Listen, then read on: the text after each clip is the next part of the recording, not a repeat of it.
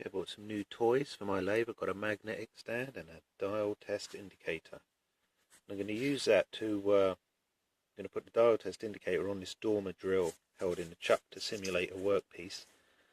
And I'm going to rotate the chuck and measure any runout that I might have in the workpiece, or the dormer drill in this case. Okay, it's took me a little bit of setting up because I'm pretty slow. I've got like deviation in both directions, unfortunately. That's just to prove it moves in both directions. When I turn, I'm going to have to clean the camera, I think. But I've got some deviation, but it's not as bad as I thought it would be. It could actually just be I try a few drills and get an average. Right, so I've taken the chuck off and set up the DTI.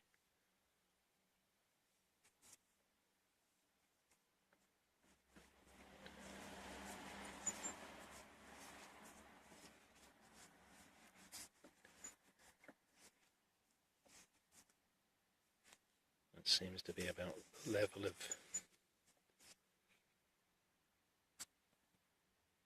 on the shaft there, run out.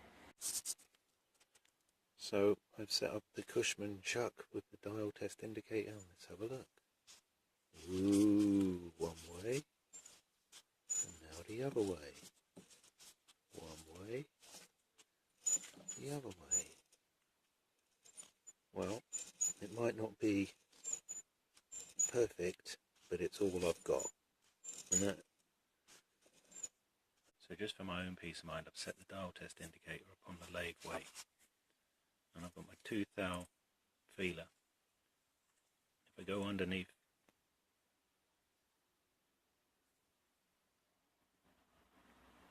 I would have thought. So I wanted to see how far open the chuck jaws will open, and it measures something like 80 mil, and that's plenty big enough. And I've got my drill, chuck and arbor, so we're going to have a look at that today.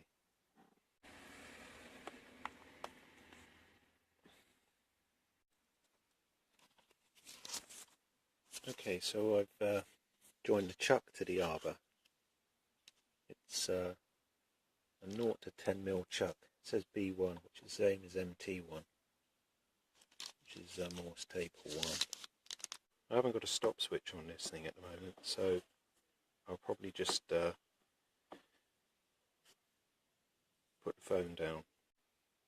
Right, so I've decided to do the Mark III, and this is with a 2 mil centre drill, new workpiece, and machine on full speed. And I'll put the phone down and see how it goes. So I made some changes following on from yesterday.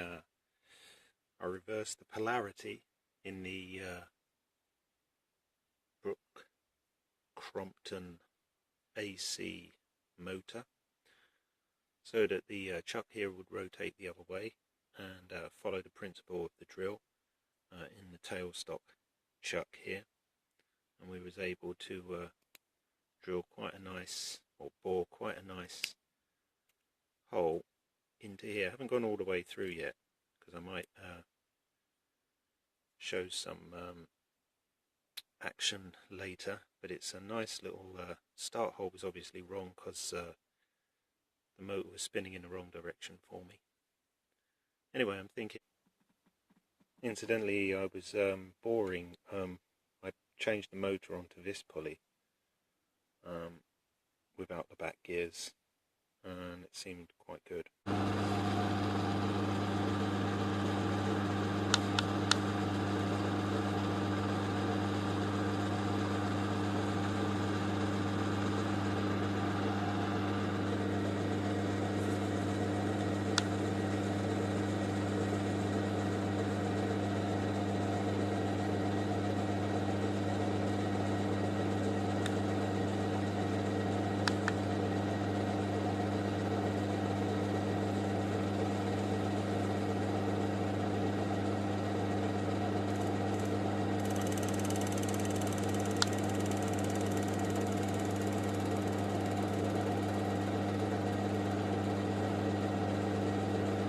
It seems to be very variable speed, doesn't it?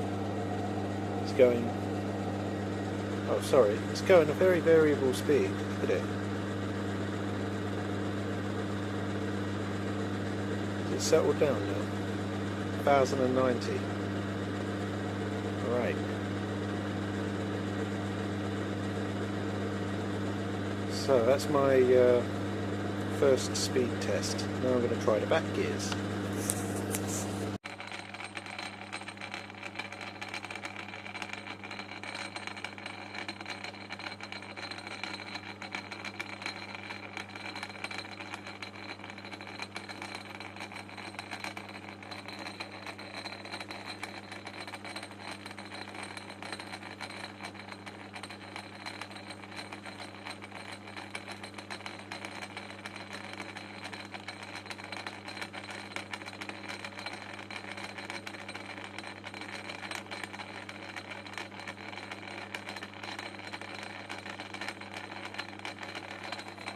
So the brazing experiment failed, so I resorted to a MIG welder, and that seems to have been more successful, even though it is a bit on the ugly side, but it works. It doesn't fall to bits. I guess if I dropped it, it would probably break. But anyway, so at least I can turn the lead screw without fear of breakage. The old top slide has now become a vertical slide. I took out the bolt. This top slide was too big for this machine.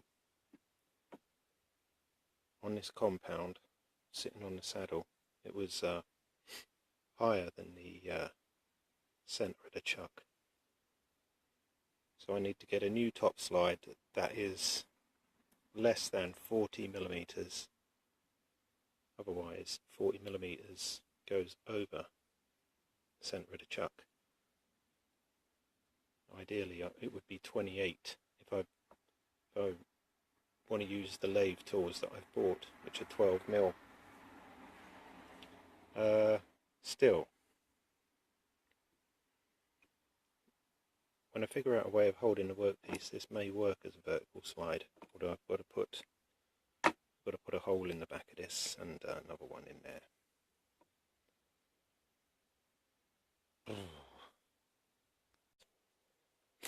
This is now being described by me as a Portass Model S Mark II, probably from the late 50s or the mid 50s.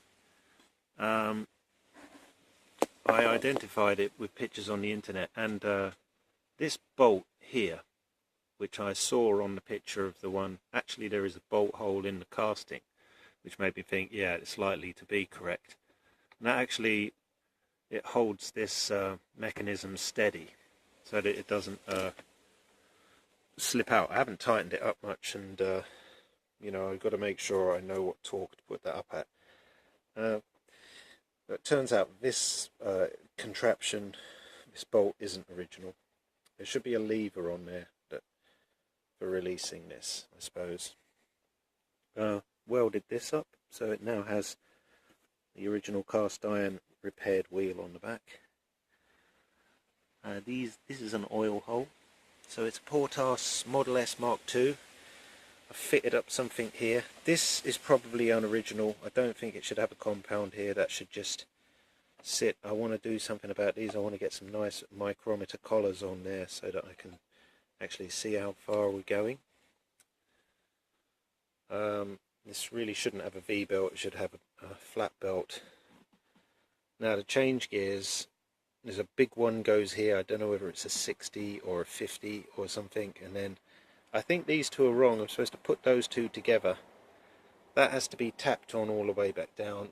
Anyway, at least it's missing single covers that go over this and over that. It's not a whole cover, it just covers this and that. There's two covers. Anyway, so at least it's got hope.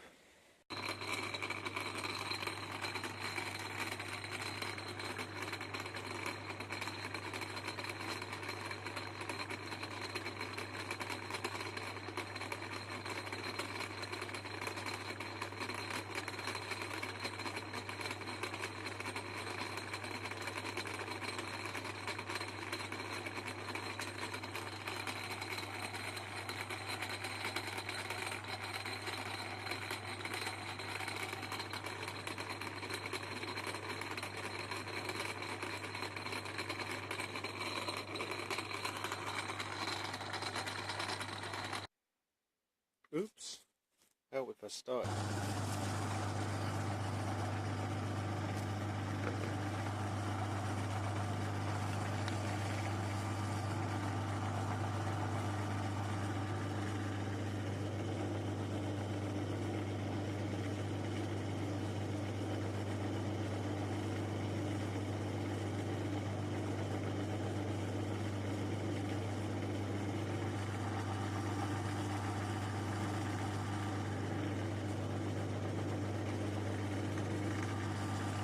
At least I've got a figure, that's the fastest setting that I've got. Well, I don't want to use it too fast all the time because, whoops, I just went off the target. Yeah.